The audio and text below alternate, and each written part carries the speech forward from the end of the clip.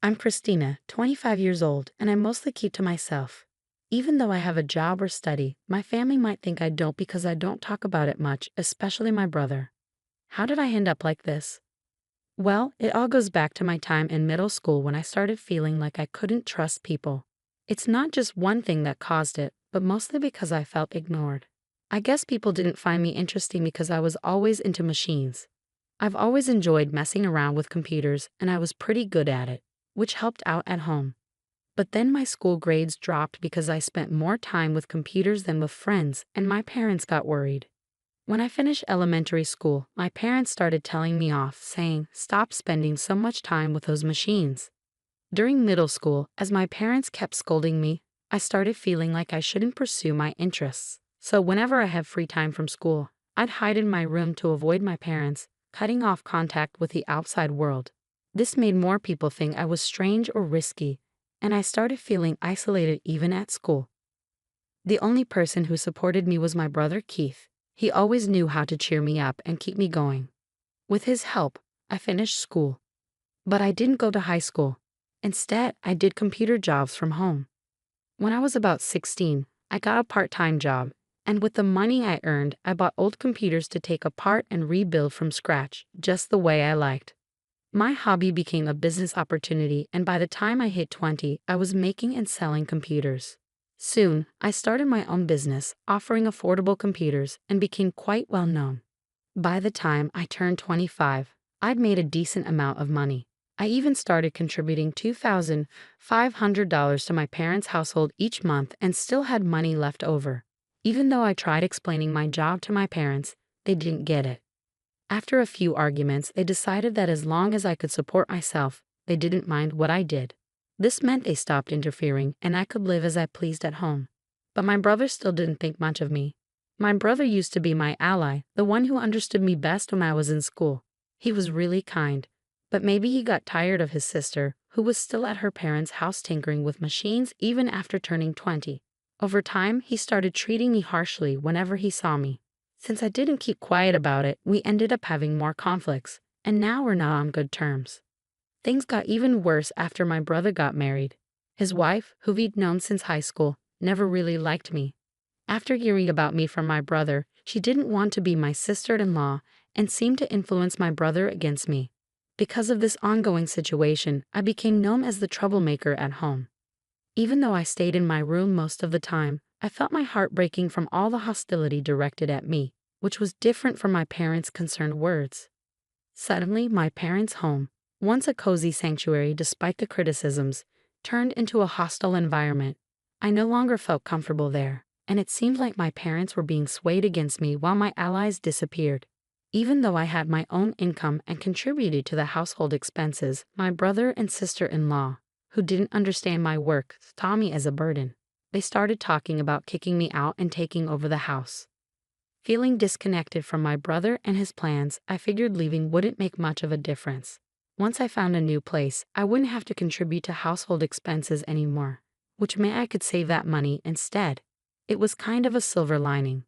As I was thinking about moving out, my brother brought up the topic of inheritance out of the blue. He seemed to think that our parents' financial comfort, despite my lack of a traditional job, was due to their wealth. So when the idea of me leaving came up, he suggested, "Since we'll be taking care of Mom and Dad, we should inherit their assets. You should give up your share of the inheritance."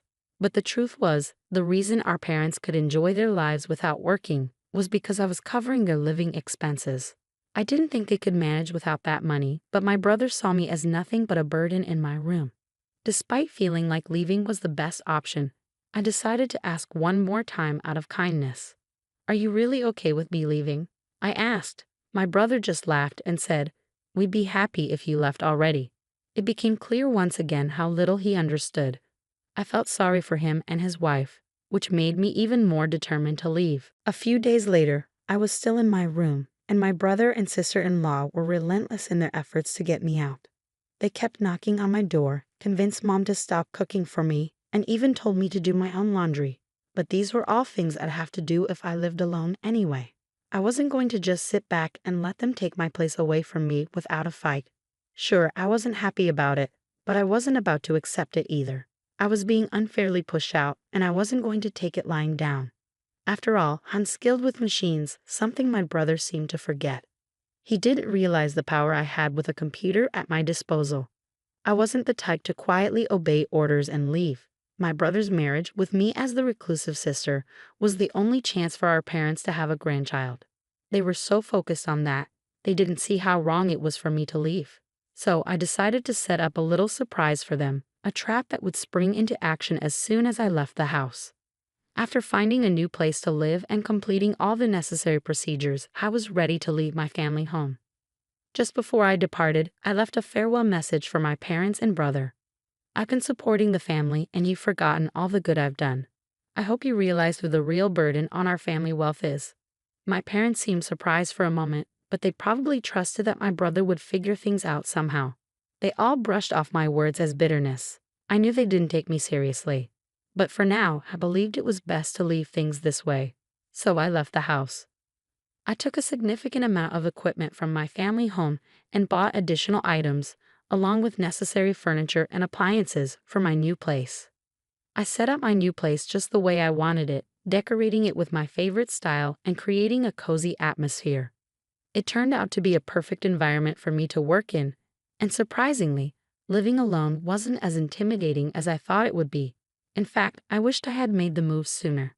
The people in the neighborhood were friendly and life was comfortable. Since leaving my family home and taking care of everything on my own, I've been enjoying myself, trying out new experiences. While I was reveling in my newfound independence, I wondered how things were going back at my family home, especially since they lost my financial support. Then, out of the blue, my mother called. "Hey, Christina, did you do something to our machines?" she asked. "What do you mean?" I replied. "There's something wrong with the computers and electronics," she said. "I have no idea about that," I said, puzzled. "I used to help out for free because we're family, but since you treated me poorly and kicked me out, even though you're my parents, you'll have to pay the regular price," I explained. "What? That's pretty greedy. We're your parents. Can't you give us a discount?" They responded. "Well, I prefer giving discounts to my friends. Unlike you, they treat me well," I countered. "Fine, you're so cheap," they grumbled. Internally, I sighed with relief that another trap hadn't been triggered and dealt with the situation calmly. But my mother didn't seem to appreciate my response.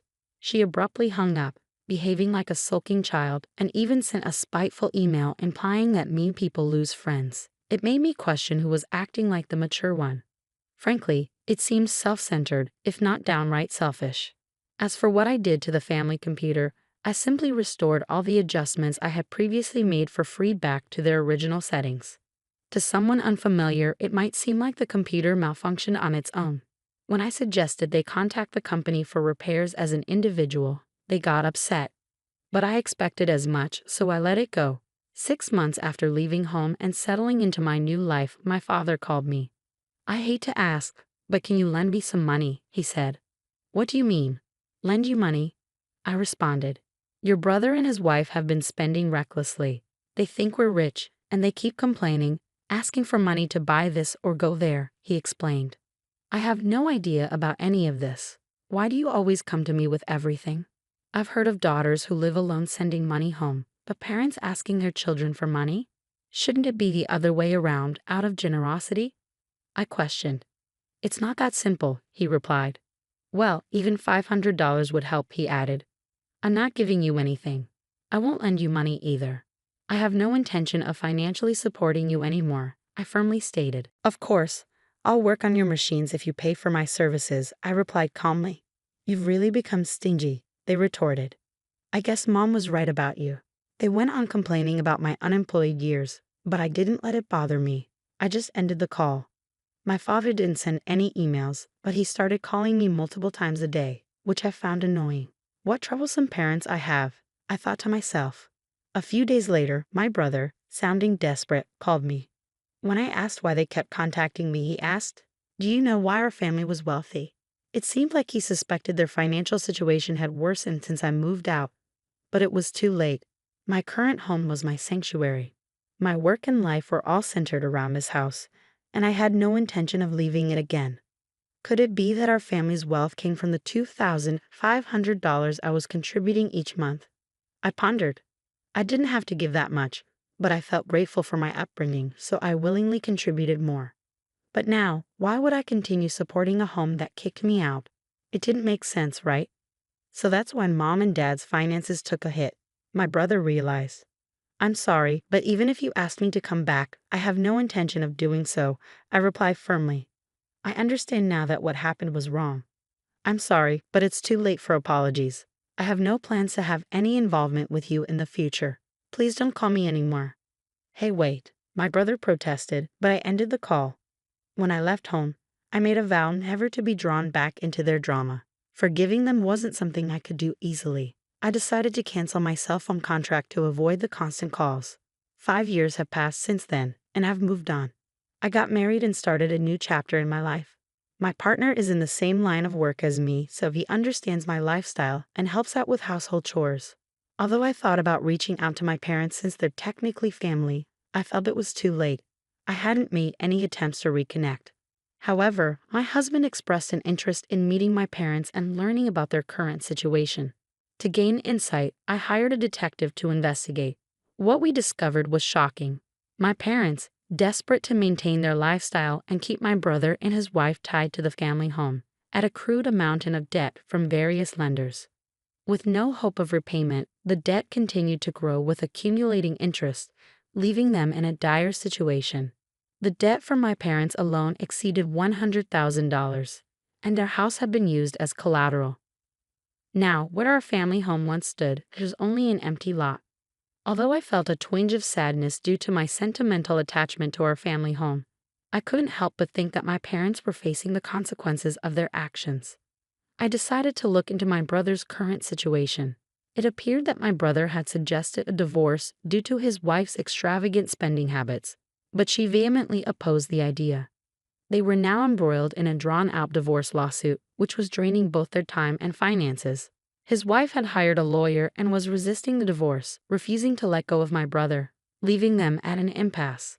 Despite rumors, my brother and his wife hadn't yet had children. To confirm, I sent the detective to the hospital where they were being treated. It turned out my brother was indeed infertile, nearly incapable of producing sperm, making natural conception highly unlikely. My parents, who had pinned their hopes on having grandchildren from my brother and his wife, were disappointed and ended their cohabitation. The family home had to be sold to settle the debt, marking the sad state of my family. This distressing reality became apparent after a cursory investigation. It was evident that engaging with them in this condition wouldn't be beneficial for me or my husband. Now, I have a loving husband, 4 children, and a dog. We've purchased a spacious home and are living the life my family once dreamed of. If they were aware of our situation, they might try to exploit it, which I couldn't bear. As soon as I learned about this, I went to the local office and arranged for my personal information to be accessible only through formal disclosure requests. I made a conscious effort to keep my distance from them and asked my husband not to engage with them regarding our marriage. Although he seemed disappointed at first, after explaining the situation, he understood and hasn't brought it up since. I hope that once things settle down at my family home and a time for reconciliation arrives, I can rebuild a relationship with my parents and brother.